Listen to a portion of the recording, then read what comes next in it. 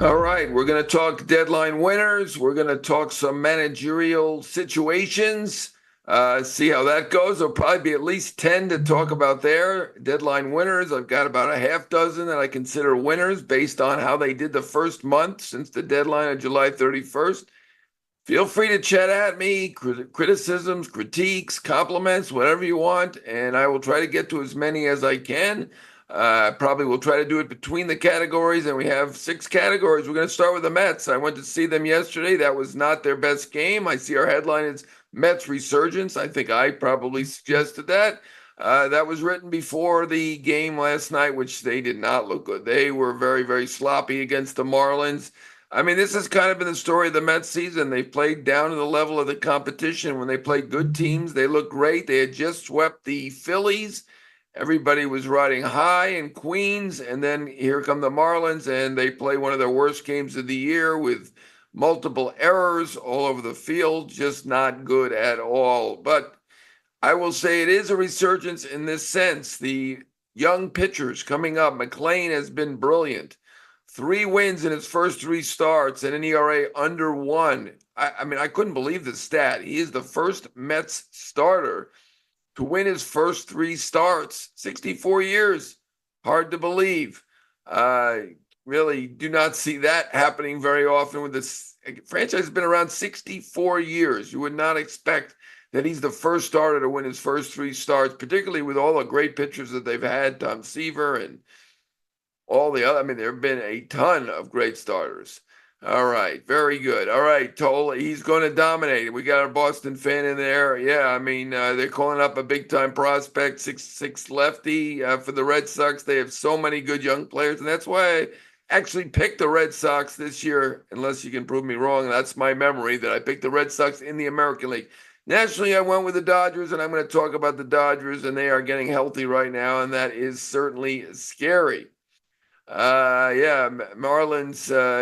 Marlins looked good yesterday. You know, the Marlins put the ball in play. I think they're in the top 5 and actually putting the ball in play. Marcy is off to a big start. I know that when they made that Arise trade, people didn't feel like the Marlins got a lot for him, but you know what? Some of these Marlins trades are turning out a lot better than people imagined at the beginning, and Marcy has been fantastic so far. So give him credit. They obviously need more help in that lineup. A little more power, missing Stowers. That's a huge one.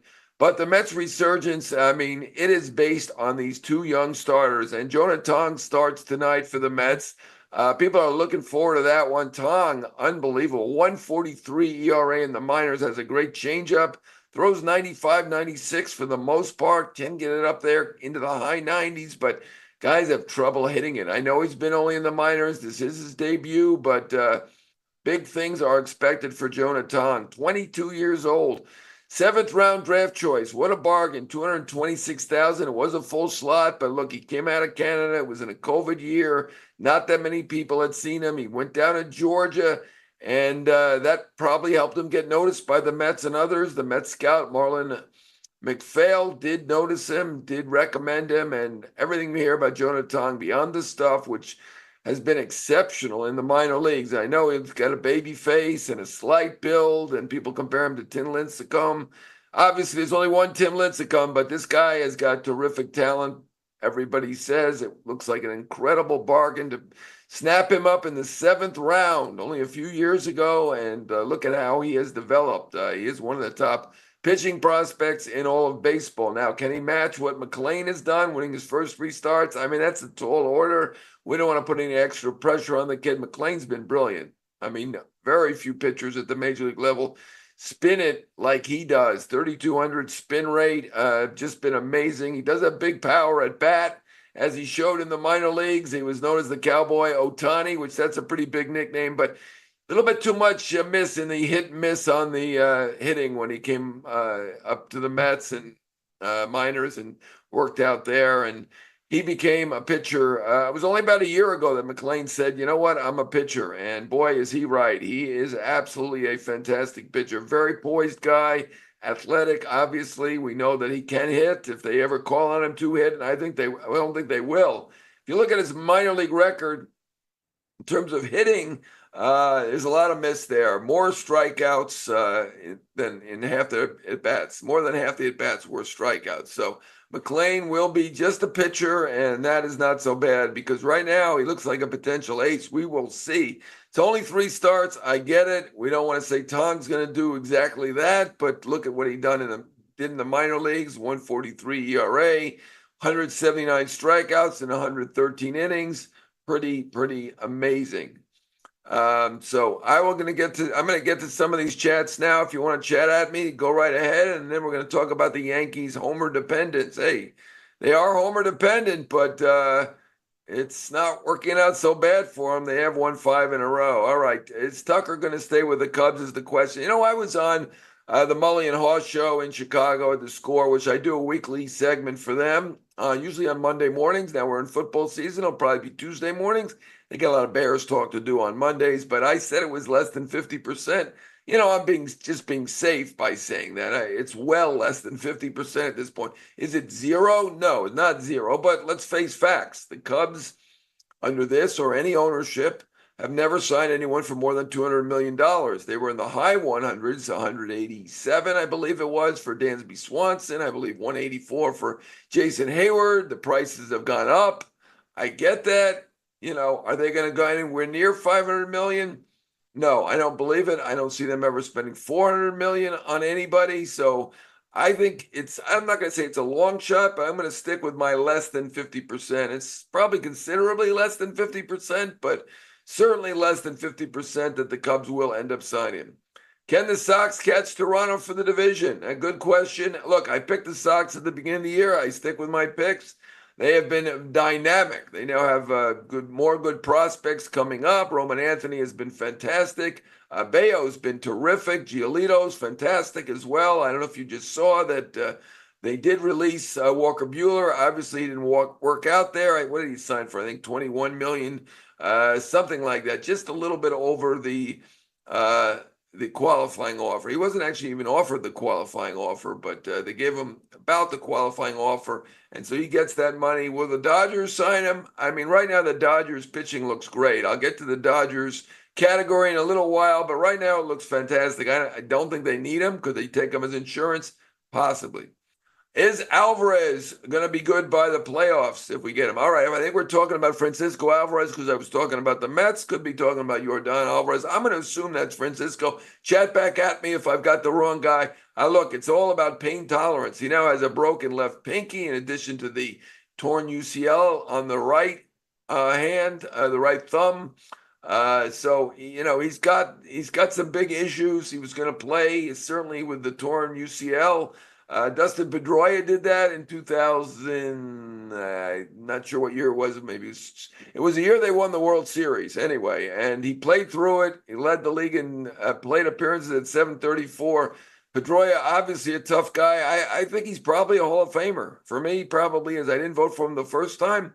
I think I probably will vote for Pedroia, not just because he played through the UCL injury, but just looking at that career, he made a big impact. And that's what it's all about to me, not just compiling numbers. It's an impact. I know injuries cut his career short, as they did with Kirby Puckett and Don Mattingly and many others, but I think Pedroia probably a Hall of Famer. I mean, I get Alvarez credit. He's going to try to play through it, I think, even with the broken pinky and the UCL strain or whatever they're calling it, basically a tear in the right thumb.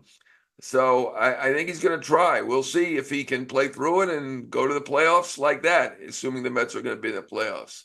All right.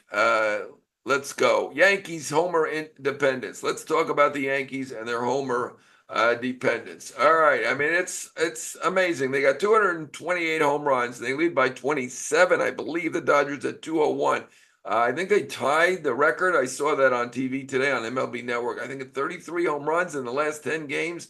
I think 3 other teams have done that. I mean, they are very dependent on the home run, but you can win this way. As I wrote in the Post a couple days ago, it is possible to win with just a home run hitting team as long as your pitching is adequate. And let's face it, it is adequate. And they are in the American League, which I do believe is the weaker of the 2 leagues. I felt the top 5 teams are in the National League. Obviously, the Phillies losing Wheeler, that really hurts them. I'm still going to call it as the top 5 teams are in the National League. So They don't have a great league right now. Nobody's at 600 winning percentage, and no one is even at 590 winning percentage. So I think the Yankees have a shot to win the pennant and get back to the World Series again. Are their fundamentals great? No. Is Volpe a concern? Yes. Do they have other concerns? They do. Is the bullpen one of those? Yes. The bullpen ERA is 17th out of 30 teams. That is not great. 23rd out of 30 teams. The overall ERA is 17th. So the starting rotation, and certainly now with Schlittler performing well, is pretty good. It's not bad at all. You've got Fried, a true ace. You've got Rodon, a good number 2 starter. You've got Schlittler, and you've got Heel, who's now back. So you've got 4 good or better starters. And a team can win like that with all these home runs. Obviously, Judge is an MVP candidate once again, still DHing. They're not saying when he's going to the outfield. Judge has suggested he will. Boone has suggested maybe not. Of course, Boone corrected that. So far, it's a no. He has not been able to go back to right field. He is DHing at the moment. He's an incredible all-around player. They do miss him in right field. Stanton's been fantastic at bat, and he's been adequate in right field. Let's face facts. He's been okay. But the fact is, he can't play every day out in right field, and they miss him when he's not out there and Judge is DHing. It'd be nice for them to get both guys in the lineup at once. They still have an incredible amount of firepower with Grisham. Rice has become quite a productive power hitter as well. And let's face it, they all hit home runs on that team. Wells hits home runs. Volpe, as much as the fans are against him right now, he hits home runs. Jazz Chisholm is a home run hitter. Bellinger's playing great and is a free agent who's going to do very, very well. I believe he'd like to go back to the Yankees. He's doing his talking points. I don't blame him. He wants to play for a winner, so he's only kind of eliminated the losers. He wasn't going there anyway. I know losers paying him the kind of money that he will be getting, so it was interesting. I did talk to him. Very good guy, great for a team. And after his slow start, he's been one of the best players in the league. I think he should have been an all-star. The Mets are a team that could be interested. I've heard that they do like him, but to me, he's done great with the Yankees. The ballpark fits him even more than it fits Soto. I hear people talk about the ballpark was better for Soto, Yankee Stadium. I'm not really sure of that. He doesn't really pull the ball that much. He's really a left center guy. So, I do think that Citi Field fits him just as well as Yankee Stadium did. I get there are a couple cheap home runs you're going to hit at Yankee Stadium. I think Grisham hit one that was like in the first row. Dylan Cruz tried to jump up and grab it, didn't quite get there. But Yankees, they are a homer-happy team and one of the most homer-happy teams that you're ever going to see. 27 home runs more than the Dodgers. I think there's something like 37 more than Seattle, which is the next most in the American League. They and Seattle have scored half their runs on home runs, almost exactly 50%. I think the Yankees were at 49.5%. Seattle even a little bit higher than that, like 49.8%. Can you win like that? I think it is possible. I'm not ruling out Seattle winning. I'm not ruling out the Yankees winning. It is possible in the American League. There is no super team. Toronto and Detroit have probably been the best teams to this point. But as I said, I picked Boston. Boston is probably the hottest of the likely playoff teams. So, Yankees can get in there despite their homer dependence. And feel free to chat at me if there are any chats. I'm happy to handle them. All right, Dodgers healthy. Yeah, look at that rotation they've got. They won the World Series last year. Dave Roberts pieced it together somehow with Yamamoto, with Buehler, and with Flaherty. Flaherty was just a short timer there. He had allegedly some kind of back issue, which is why the Yankees didn't trade for him. Never really manifested itself. He was kind of hit and miss in the playoffs, but certainly very, very important for the team.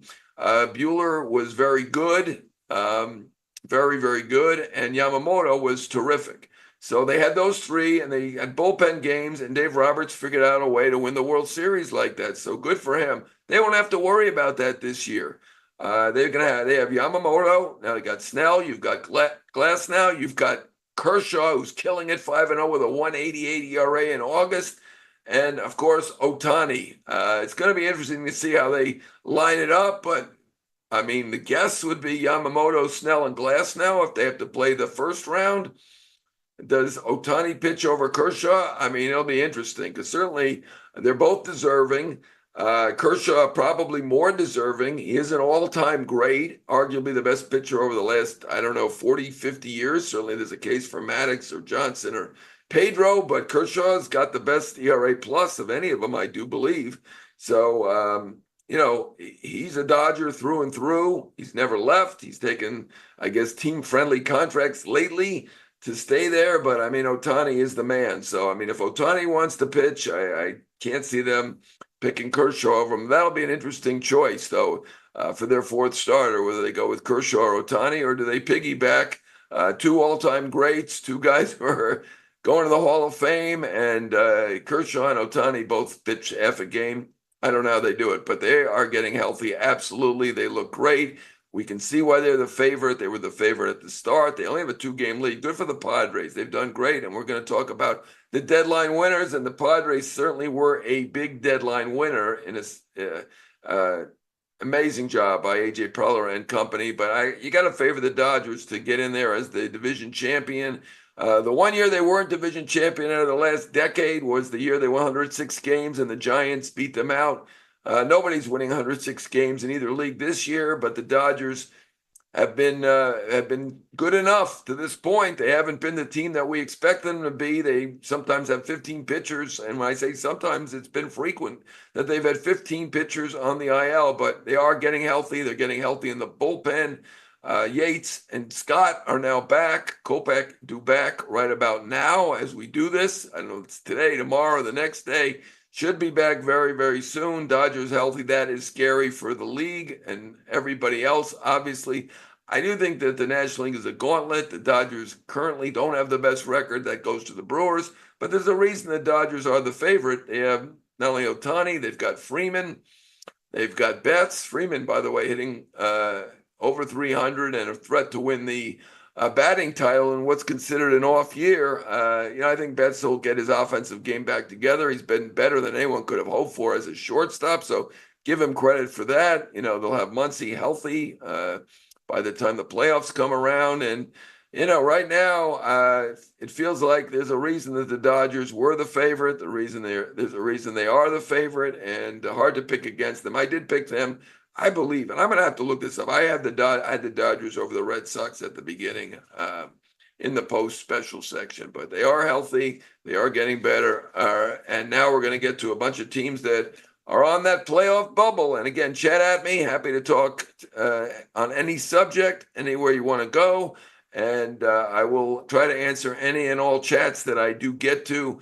The teams on the playoff bubble, it's going to be tough for all these teams. We have got to be frank about it, right? They're all on the outside looking in, and it's not just one game in all these cases. It's 3 or more games. So Kansas City, give them credit. Amazing offensive turnaround. We're going to talk about the deadline winners. They are one of them. Pasquantino has been amazing. He's really hit up a storm. Bobby Witt Jr. doing what he does. They did good stuff at the deadline. Mike Yastrzemski has been fantastic.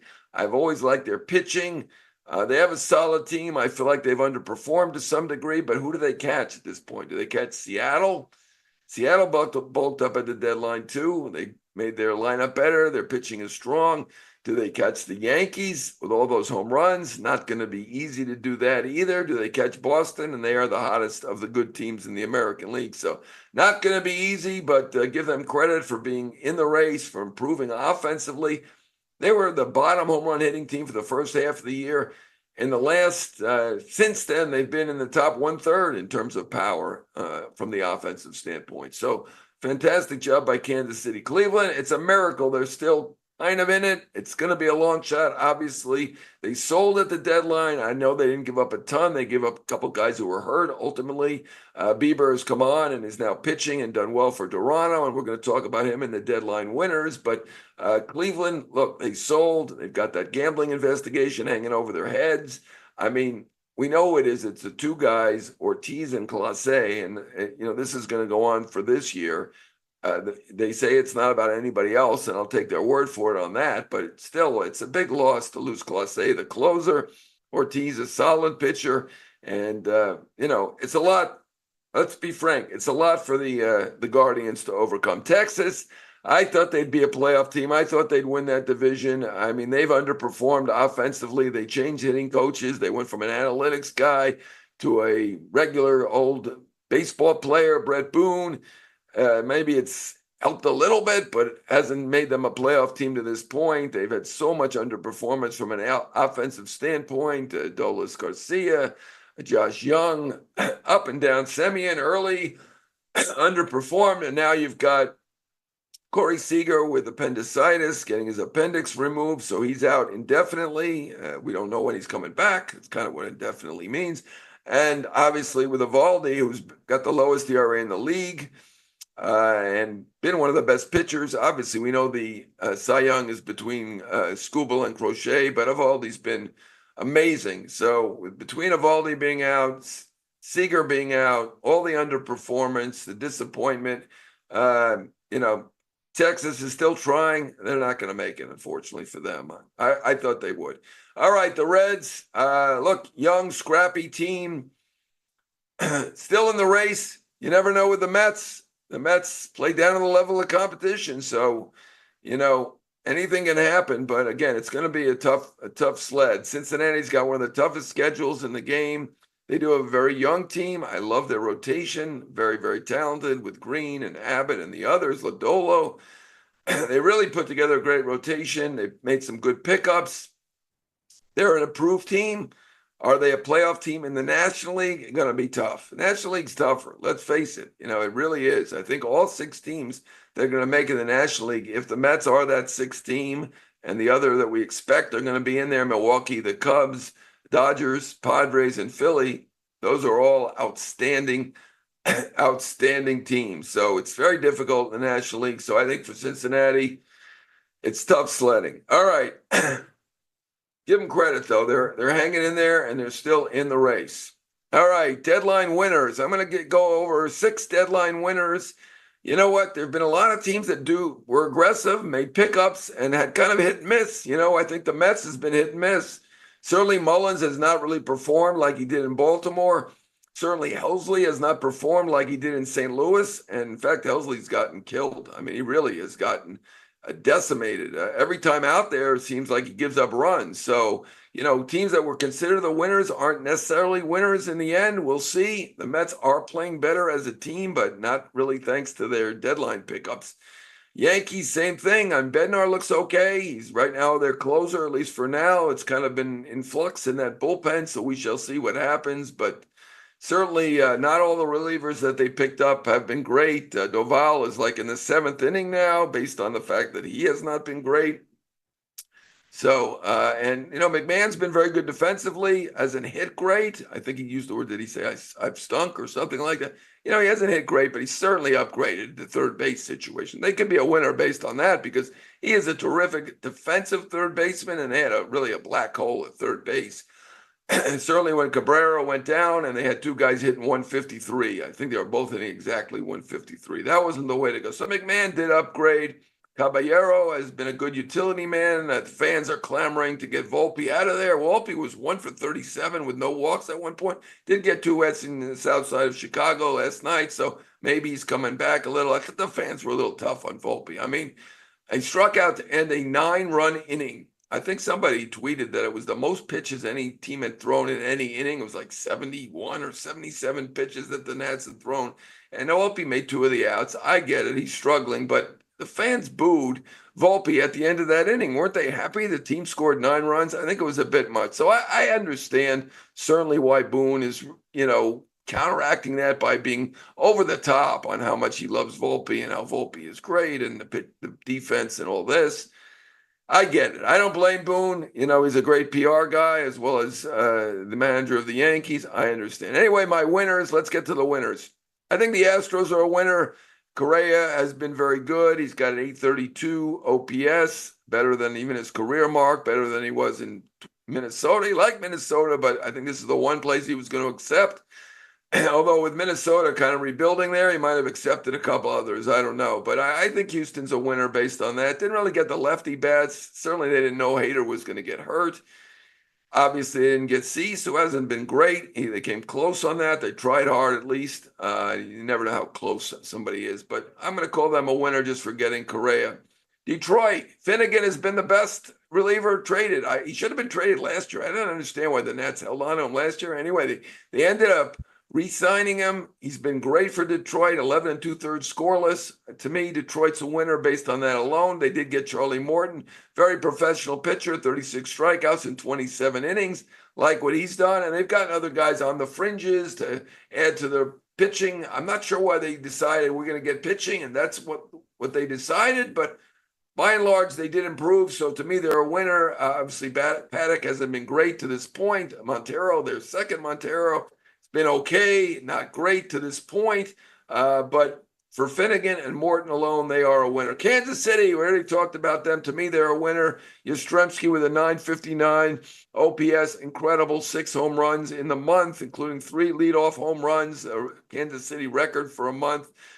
Terrific. Frazier hitting 302. To me, the Royals are a winner. They've revamped their offense. Obviously, a lot of that is Pasquantino going off, Witt performing as he can, but still, to me, they are a winner. I call Toronto a winner. Shane Bieber picking him up when he hadn't thrown a game.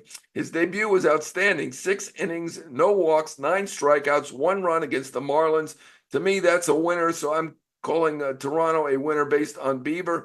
You know what? They picked up Varland and Dominguez and some other guys, and I think those guys are going to be good. They haven't done much to this point, but I think they will end up being good. And Ty France, nobody got why they got Ty France when you had Vladimir Guerrero Jr., but Guerrero Jr., who never gets hurt, had a hamstring tweak, missed a week, and France was good. He filled in there and did a nice job. Had 1,100 OPS against lefties, and now we know why they actually traded for him. I don't think anybody understood. Now we get it. So I'm calling Toronto a winner as well. My other 2 winners, I mean, Philly's obviously a winner. Duran was perfect until he got hit in the foot on a comebacker. He was carted off that day when he was hit, came back and showed up the next day, was ready to go. Hasn't been quite the same, but overall 7 saves with a 2.3 ERA. To me, that helps them become a winner. And look, Harrison Bader has been great. I know the Mets didn't really play for him, and they had him once before, and he didn't really hit big in the second half. Obviously, a great defender, but he's been that righty bat and improved the defense in center for Philly. So that was a great move. Dave Dombrowski, give him credit. He does it every single year. Very aggressive. Gave up a number 54 overall prospect and Eduardo Tait, the catcher, but I mean, look, he needed to improve that bullpen. He did that with Duran. He did that with Bader. And certainly they did sign David Robertson, another plus. The obvious big winner, of course, obviously is the Padres. They were fantastic at the deadline. They picked up 4 guys who've been immense help already, right? O'Hearn and Laureano. Laureano's OPS is 959. O'Hearn 815. They need a length in the lineup. They certainly did it with that. Fermin lengthens it a little bit, but he's mostly there for defense. That was a nice pickup. At catcher, I thought that was a very nice move. And, of course, they got Nestor Cortez, who pitched 6 brilliant innings against his nemesis. I call him the nemesis. It was that one pitch to Freddie Freeman in the Grand Slam and winning Game 1 of the World Series, or losing it if you're on the Yankees side of things. But Cortez, fantastic debut for the Padres. So, I mean, they picked up 4 guys who have been a big, big help. Fermin, Cortez, O'Hearn, and Laureano. So AJ Preller works his magic, did a great, great job.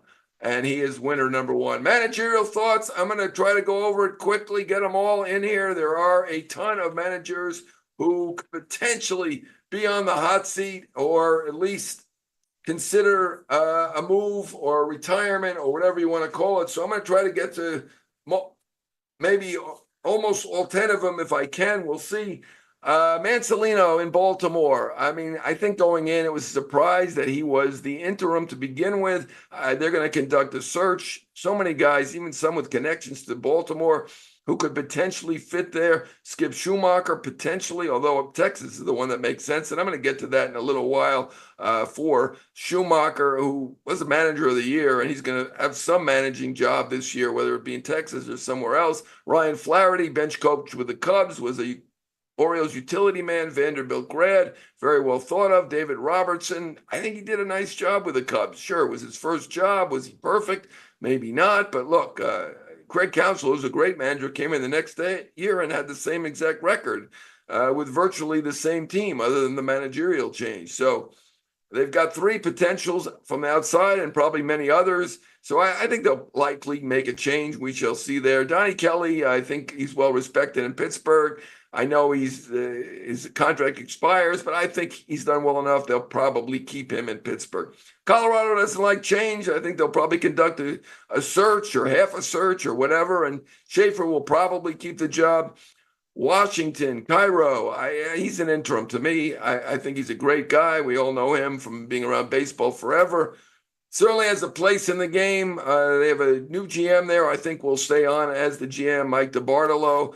He is an interim as well. I think they're going to conduct a search, and I think they'll probably go outside. Nothing definite. Ray Montgomery in Anaheim, he's got a shot to keep it. Look, Ron Washington came back. It's good he's in fine health now. He had the quadruple bypass.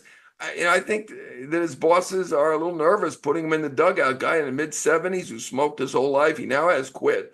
But when he didn't feel well and had to take a step away, he wanted to not step away and keep managing. And they told him, well, look, we can't take that risk. Let's check you out and see what it is. And it's good that they did. They found out he needed a quadruple bypass. We're glad he's doing well. But we see him going back in his mid-70s to manage the team. I know he does. He's an amazing guy, but, that's probably not the most likely scenario we see there. Montgomery, a possibility, or they could go outside. Who knows? Albert Pujols played for the Angels. Would they hire him as manager? He wants to be a manager. He's been managing, not in the major leagues, but WBC or Dominican. We'll see. Possibility, maybe. I don't know. You never know. Let's get to some of the guys who might retire. Brian Snitker, they say it's up to him. It's felt like for a while that he probably will retire, but, it's going to be tempting to come back with the guys that are going to be back on that team and healthy between Schwellenbach, Sale, Ronaldo Lopez. And he may not want to go out like this. He's made the playoffs 7 years in a row, 6 times as a division champion. He's obviously done an amazing job, 49 years in the organization. As they say, it's up to him. I think there's still a decent chance that he will end up retiring, but no guarantee there. Bruce Bochy, same thing. To me, Bruce Bochy is arguably the greatest manager in history. He's won the World Series 4 times as not only an underdog, a long shot in many cases, 3 times with the Giants, once with the Rangers. He may not want to go out like this, and, he doesn't have a ton of hobbies. He's a baseball guy through and through, so possibly stays, but it seems like the word out there that you're getting is that there's a decent chance that he will retire. And if he does retire, he's going right to the Hall of Fame, and it makes sense that they elevate or transfer, whatever the word, Skip Schumacher, who is currently in the front office, to become their manager. Rocco Baldelli, very well respected, but this is his 2nd year in a row for disappointments with the Twins, so anything possible there. We're not sure how that's going to go. He'll land somewhere eventually if he is let go, because he is that well respected. I know everyone wants to talk about Aaron Boone. I don't think he's going anywhere unless by some miracle, and at this point it would be difficult, the Royals or the Guardians or somebody rises up and catches the Yankees. I'm not seeing that. To me, Boone got the 2-year extension in spring training. He's beloved by ownership, by the GM, by the captain, Aaron Judge. So I think that's a major long shot that he goes in. I'm going to include Bob Melvin on the Giants. It's been a disappointing year in San Francisco. Obviously they hired him fairly recently, his 2nd year there, but we shall see. I get the feeling that they love him. It's not that likely, but I'll put him on the list just in case, because it has been a disappointing year. St. Louis, there have been rumors forever. I do think Ali Marmol has a good chance to stay. He really hasn't had a team that was ever going to be in the playoffs the last couple years. And so I don't think anyone could blame him. They are having a changeover in leadership. Chaim Bloom coming in, which I think Chaim is a great baseball man. Look at what they did with Boston in developing that talent. And they've got a lot of great young talent. So I think Marmol is probably going to keep that job. So that's it. 11 managers I went over who could, I don't want to say on the hot seat, managerial situations, we'll call it. Anyway, this has been Jon Heyman for Bleacher Report, and we will be back at you probably on the regular day next week on a Wednesday. I will see you then.